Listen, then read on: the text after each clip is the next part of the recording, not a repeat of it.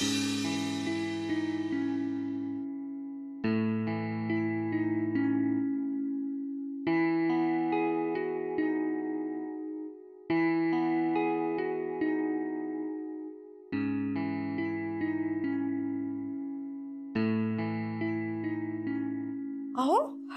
तुम्ही कधी आलात मला कळलंच नाही. अगं आत्ताच येतोय. काय जर एवढं थकल्यासारखे का दिसताय? बरे आहात ना? हा मी बरा आहे.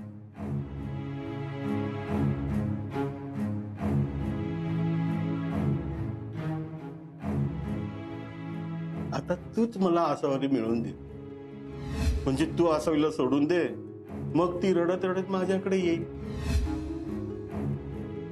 काय करावं, तिला खरं सांगूनही चालणार नाही. आजपर्यंत आसावरीला न विचारता मी कुठलाही निर्णय घेतलेला नाहीये. आसावरीचं मत जाणून घेणं गरजेचं आहे. अहो चहा टाकू का तुमच्यासाठी? अहो चहा टाकू का? नाही नाही चहा नको. तू जरा ये ना इकडे जरा प्लीज.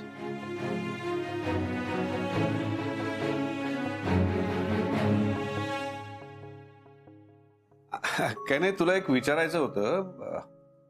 माझा एक मित्र आहे, शेफ आहे, ज्युनियर आहे मला. त्याचा मला अचानक फोन आला. तो जरा पेचात पडलाय. काय झालंय, त्याची बायको आहे ना, तिला बाहेरगावी जॉब लागला. त्याचा मुलगा इथे नोकरी करतो. तर त्याला प्रश्न पडलाय की आता बायको बरोबर जाऊन राहावं का तिथे मुलाकडे राहावं. हो त्यात काय सोपं आहे ना. ज्याची गरज जास्त त्याच्या बरोबर राहायचं, आणि तो कोणाही बरोबर राहिला तरी दुसरा त्याला समजूनच घेईल ना. आणि आपल्या माणसाने आपल्याला समजूनच घ्यायचं असतं ना. नाही पण मुलासाठी त्याला बायकोपासून लांब राहावं लागेल ना. हो मग त्यांच्यातलं प्रेम अजून घट्ट होईल, त्यांच्यातला विश्वास अजून वाढेल. तुम्हाला समजा माझ्यापासून दूर जावं लागलं. छे असं कसं? मी कसं जाईन तुला सोडून? हो म्हणजे समजा काही कामानिमित्त काही दिवस तुम्हाला जावं लागलं तर काय आपल्यातलं प्रेम कमी होईल का? अजिबात नाही. आणखीन वाढेल की नाही? हो. तुम्हाला आठवतं मागे पण आपल्यामध्ये दुरावा आला होता, पण तरी आपण सतत एकमेकांचा विचार करत होतो. त्यामुळे भेटीची ओढ आणखीन वाढत होती आणि आपल्यातलं प्रेम आणखीन वाढलं, आपल्यातला विश्वास आणखीन वाढला, आपलं नातं अजून पक्क झालं. हो की नाही? हो. काय ना, नवरा आणि बायको दोघंही एकमेकांपासून लांब राहिले तरी जर त्यांच्यात प्रेम असेल, विश्वास असेल, तर त्यांच्यात दुरावा निर्माण होऊच शकत नाही. कितीही संकट आली ना तर त्या संकटांमुळे त्यांच्यातलं नातं जास्त दृढ होतं, जसं आपल्या बाबतीत झालं. थँक्यू आसावरी. मला काही कळतच नव्हतं काय त्याला सांगावं ते. मी असं करतो, मी आत्ताच त्याला जाऊन भेटतो आणि सांगून येतो. अहो फोन करा ना. नाही नको, म्हणजे फोनवर या गोष्टी सांगता येत नाही. त्याला भेटून सांग. तू अपसेट आहे खूप. मी आलो, लगेच आलो. अहो आत्ताच तर आलाय ना. नाही मी लगेच येतो. तू आलोच मी. एवढ्या कॉन्फिडन्सने आजोबा आईंकडे गेले, एवढे कमी कपडे घेऊन गेले, तर खरंच देव करो आणि आजोबांची तरी इच्छा पूर्ण होऊ दे आणि आई लवकर घरी येऊ दे.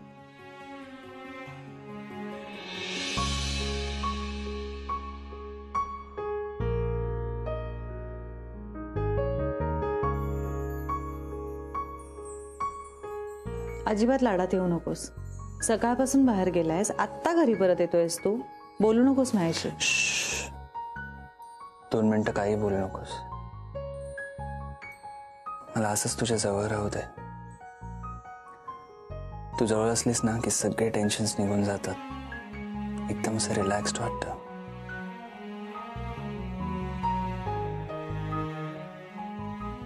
सगळा वेडेपणा करून झालाय तुझा. झाला सगळा वेडेपणा. आता परत असा वेडेपणा कधीच नाही करणार. वेडेपणा करायची सगळी कारणं संपली आहेत आता. आता ना तुझ्या बरोबर असं छान आयुष्य जगायचंय मला.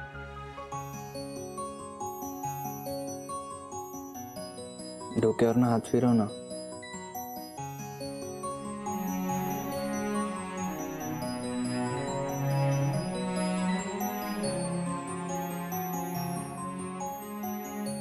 बरं वाटतंय तुला आता? खूप बरं वाटतंय. असं वाटतंय हा क्षण कधीच संपू नये. सोहमचा जो काही प्रॉब्लेम झाला होता तो सॉल्व्ह झालेला दिसतोय.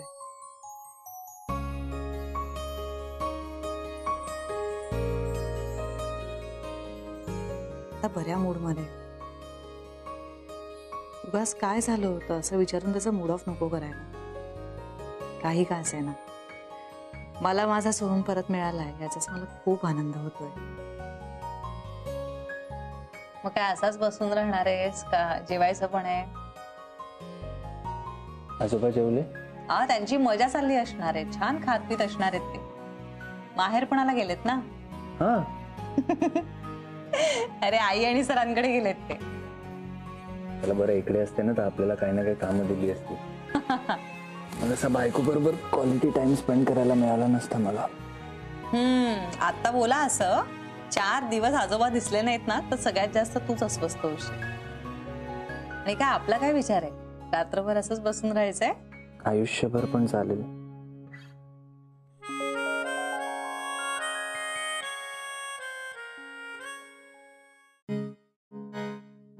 ए किती आदर्शासारखं खातोयस तू? मेला आहे लक्षात आहे ना? आणि भूतात मला एवढी भूक लागत नाही. अहो साहेब काय चेष्टा करता? अहो कंटाळा आला इथे राहून राहून. अहो एकतर कोणी आलं तर तुम्ही मला बाहेर पण येऊ देत नाही, आवाजही कसला करू देत नाही. असं वाटतं उगाच तुम्हाला हो बोलले आपल्या प्लॅनला. ए तू ह्या प्लॅनचा भाग आहेस. तुला किती पैसा मिळेल याचा विचार कर. गावचं घर बांधायचं ना? हो साहेब. मने आला त्याला थोडं ठेव.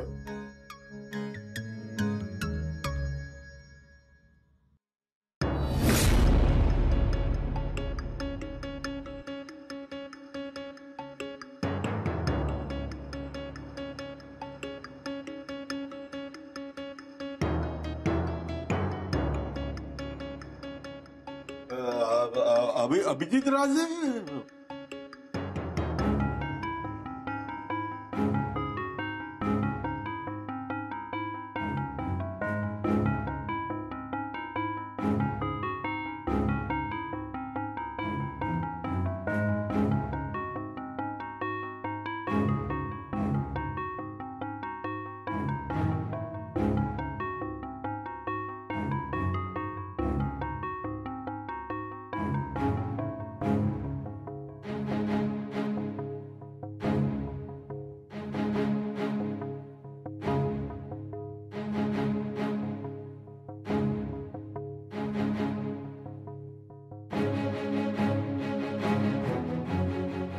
या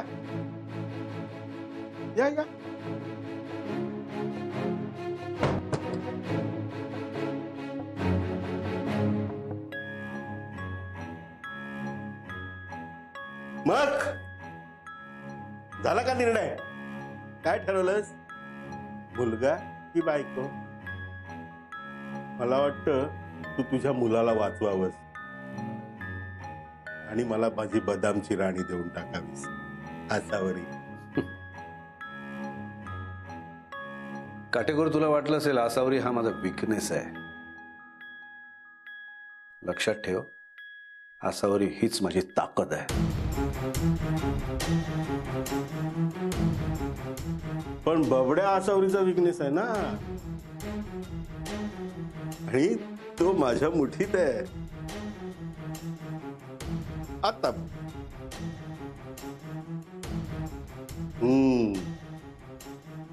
मला माहितीये तू कसला विचार करतोयस. तू हाच विचार करतोयस ना की काय आयडिया करू मी आसावरीला सोडायला. मी देतो आयडिया. तशी वाईट वाग म्हणजे तिच्या मनात तुझ्याबद्दल राग निर्माण होईल. तिला त्रास दे, तिला इतका छळ की ती तुला सोडून स्वतःहून माझ्याकडे येईल. काय झालं? नाही आवडली आयडिया? ठीक आहे, माझ्याकडे दुसरी आयडिया आहे. आता लगेच दाखवतो.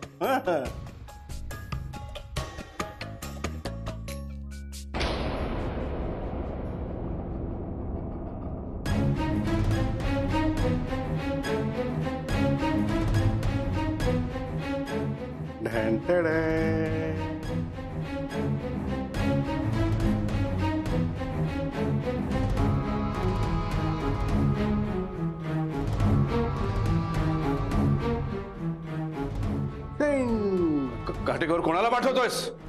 पाठवला, आला.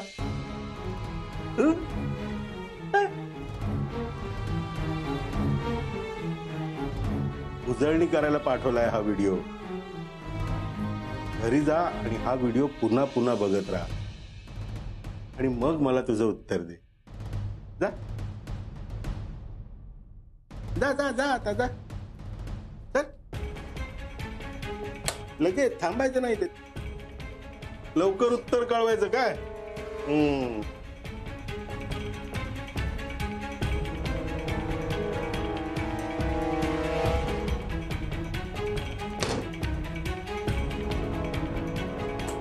पप्या, ये सोन्या, ये लवकर बाहेर ये.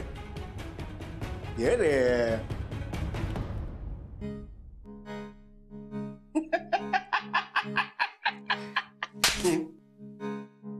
तुझ्यामुळे माझा सगळा प्लॅन फेल गेला असता. साहेब चुकी झाली, परत नाही करणार. पण साहेब मी माझा चेहरा नाही दिसून दिला त्यांना. काय बोलतो? खरंच उपकार केले माझ्या, उपकार केले.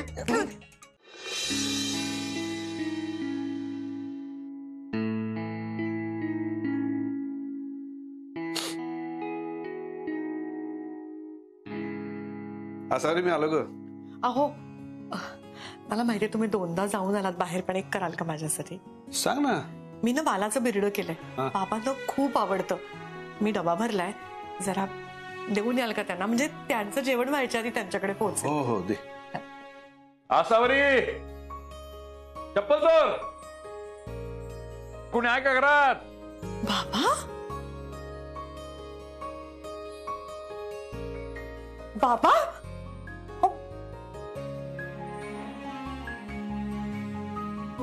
बाबा,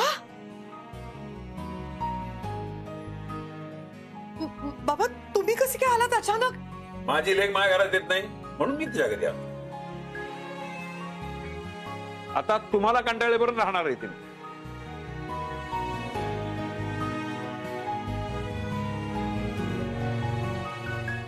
येऊ ना मग.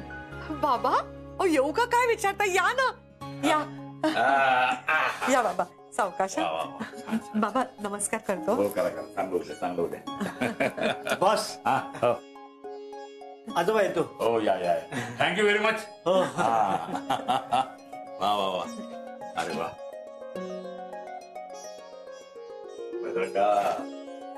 आशीर्वाद जाऊ दे घरात. पोहोचले ना पोरीच्या घरात. बाबा तुम्ही बसता का? मी पटकन पाणी घेऊन येते तुमच्यासाठी. बसा, बसा. हा बसा. हो हो बसा.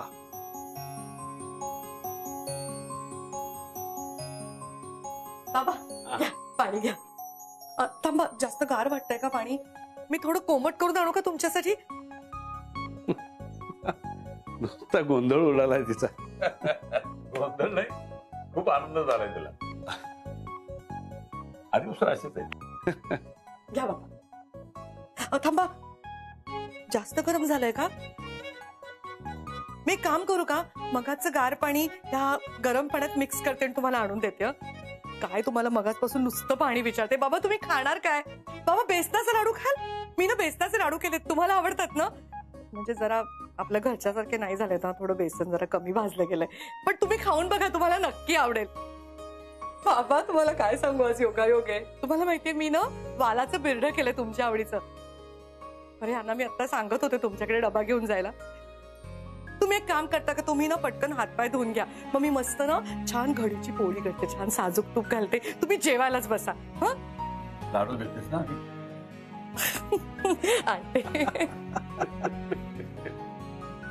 घ्या घ्या लाडू घ्या. आता मी हातात लाडू दिला तुमच्या? वाटी आणायला पाहिजे होती ना. मी थांबा, मी पटकन वाटी घेऊन आले. बस बस. मला कसलं टेन्शन घेतलंस तू? मी काय कोणी पाहुणा आहे? लांबून प्रवास करून नाही आलो मी. शांत शांत. बाबा तुम्ही एकदम अचानक आलात ना, म्हणून खूप गोंधळल्यासारखं झालंय मला. पण अचानक कसं काय आलात बाबा? त्यात काय विचार केला? म्हणलं लेकीकडे जाईन, 4 दिवस राहीन, तूप रोटी खाईन, झाडझूड होईन. आणि मग तुम्हाला कोण खाणार?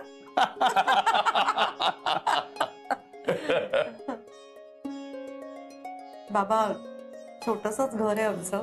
कसं वाटलं तुम्हाला? छान. अगे तू जिथे राहतेस ते वाचतोस काय सांग. त्या घराच्या भिंतीमध्ये जिवंतपणा आहे, घर पण आहे.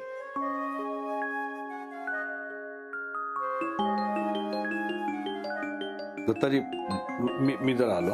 हो या. बाबा, मी पटकन तुमच्यासाठी पाणी घेऊन येते आणि वाटी आणते. हा, अरे थांब थांब थांब.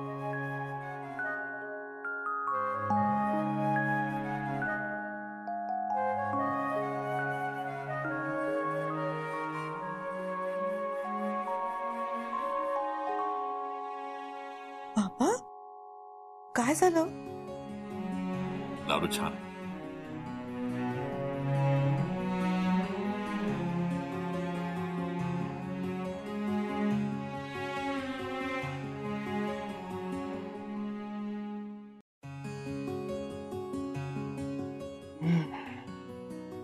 भाजी खूप छान झाली आहे. थँक्यू.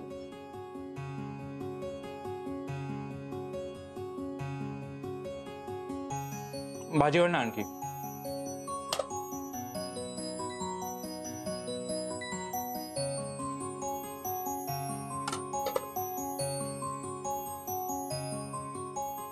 तू का नाही जेवत आहेस? तुला इतक्या दिवसांनी इतकं छान रिलॅक्स बघूनच माझं पोट भरलंय. सोहम,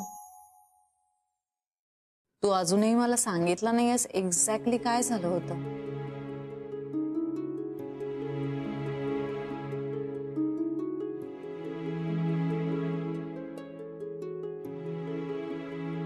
खूप जास्त टेन्शन मध्ये होतास. हे बघ, माझ्या लक्षात येत आहे की तुझ्या हातून काहीतरी घडलं होतं. मला हेही लक्षात येत आहे की तू कुठल्या तरी प्रॉब्लेम मध्ये अडकला होतास. तुझ्या हातून खूप मोठं काहीतरी घडलंय आणि तू ते मला सांगूच शकत नाहीयेस. आय रिअली वंडर का आपण नवरा बायको एकमेकांशी सगळं शेअर करायचं, एकमेकांच्या सुखदुःखात बरोबर असायचं, अशा शब्दात घेतल्यात ना आपण. आणि सगळ्यात महत्वाचं, there won't be any secrets between us. So please मला सांग, घरातनं निघालास त्यानंतर एक्झॅक्टली काय घडलं होतं? इतक्या वर्ष गर्लफ्रेंडची लफडी ऐकली होती, पण तुझ्या आईचं माझ्या आईबद्दल एक शब्द बोलायचा नाही, कळलं तुला?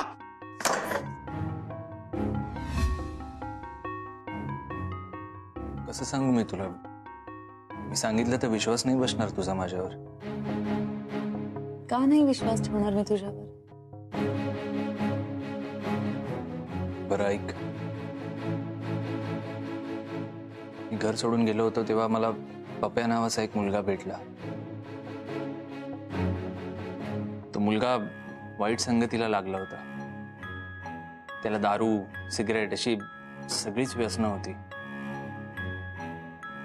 आणि त्याने माझ्याकडे मदत मागितली. मी त्याला म्हटलं की मी घरी गेलो की मी तुला मदत करीन. नंतर तो मला सारखे सारखे फोन करायला लागला. तो माझ्याकडे पैसे मागायला लागला. आणि माझं असं झालं की अशा लोकांना जर का एकदा पैसे दिले तर त्या लोकांना सवय होऊन जाते. म्हणजे ते तुमच्यावर खूप डिपेंडेंट होतात. आणि म्हणून मी ठरवलं की नाही द्यायचे पैसे त्याला, नाही मदत करायची त्याची. माझा जीव गेला तरी चालेल. अरे एवढंच होतं ना सोहम, मग एका शब्दाने बोलायचंच तरी. आपण अभिजित सरांशी बोललो असतो, त्याला अभिज किचन मध्ये जर एखादी नोकरी मिळू शकली असती तर आपण त्यासाठी प्रयत्न केला असता. शेवटी मित्र आहे ना तुझा. मग अभिजित सरांच्या कॉन्टॅक्ट मध्ये तो येईल, त्यांच्या बरोबर राहील, त्यांच्या सहवासात असेल तर त्याचं चांगलंच होईल ना. व्हॉट एव्हर, मला तुझा डिसिजन खूप आवडला. अशा सिच्युएशन्स मध्ये फक्त पैसे दिले आणि विषय संपला असं होत नाही कधी. त्यामुळे मला पटलंय तुझं.